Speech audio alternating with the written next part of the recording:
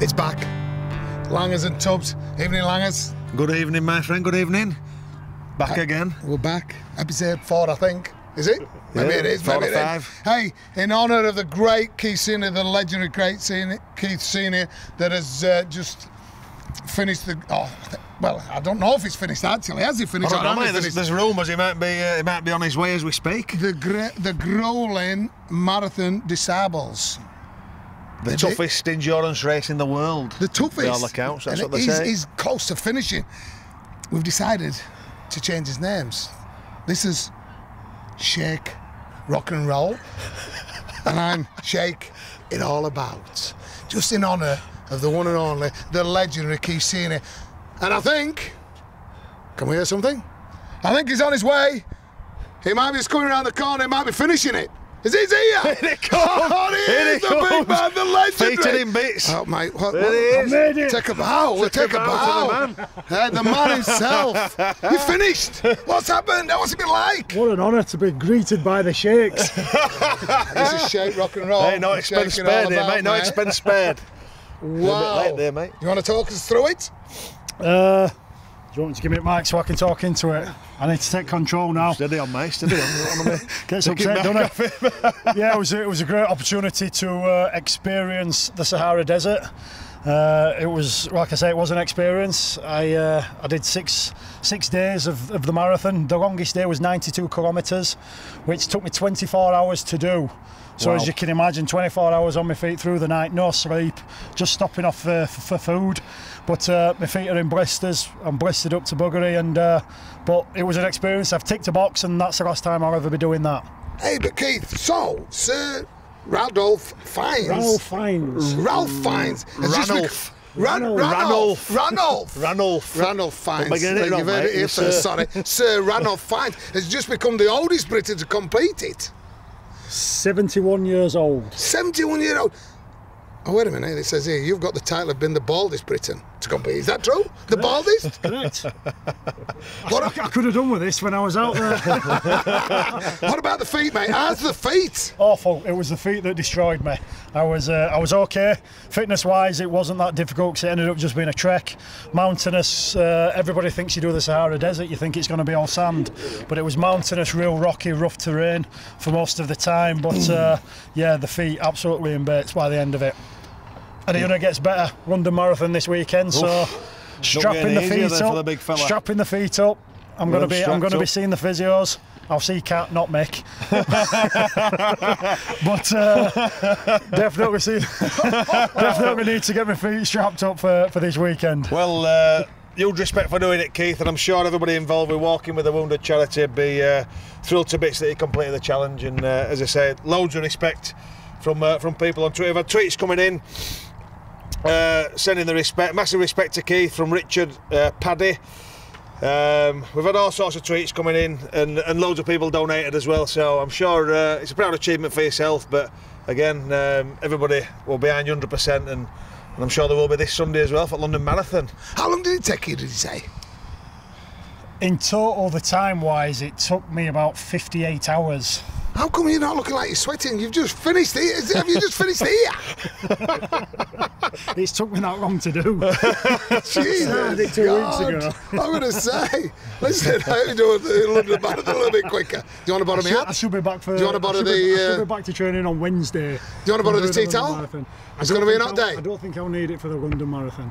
Mate, respect. Well done. Get to work. We've missed you. Get your son off. See you later, pal. You're running a little bit better than that. I was featured in bits. Look at the calves on him, though. Don't envy the man. 50 odd hours in the Sahara Desert. Now what? Hey, long as it's time to have a look back over the last couple of games, the league game. Yes, obviously, had a defeat to late on his home turf.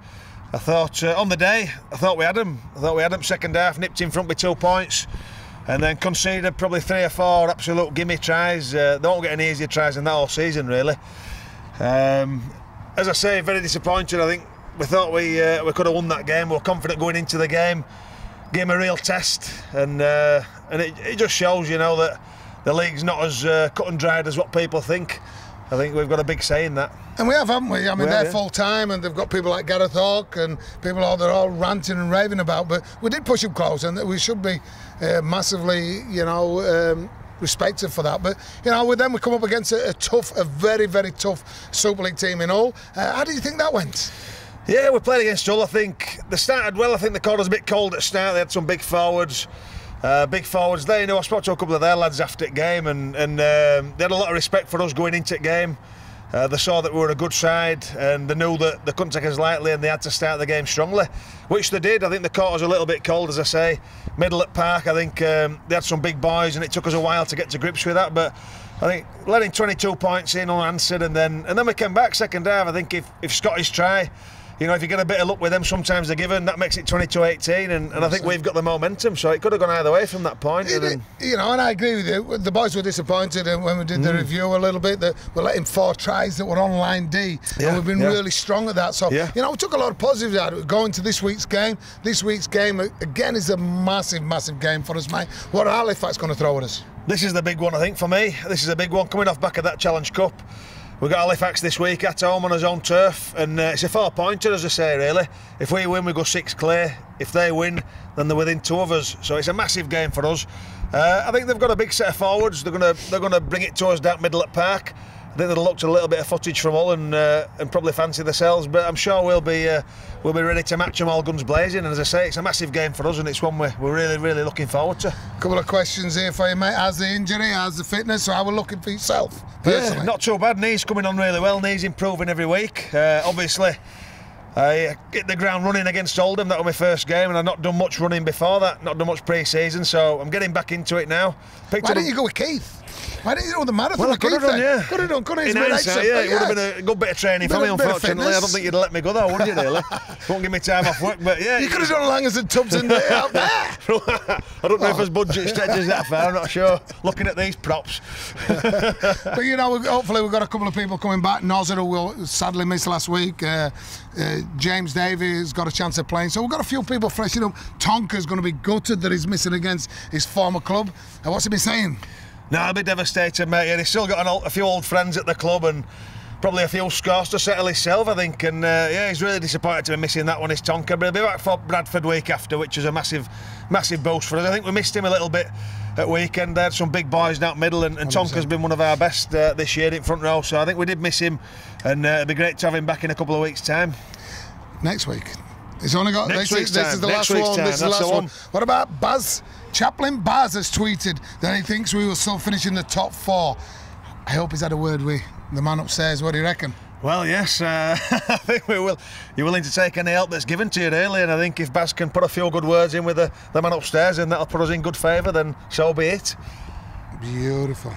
And I've got a question here coming in. Somebody sent one in. They've obviously been following the Tubbs and Langers avidly. Can your arms get any longer as you read from the cards?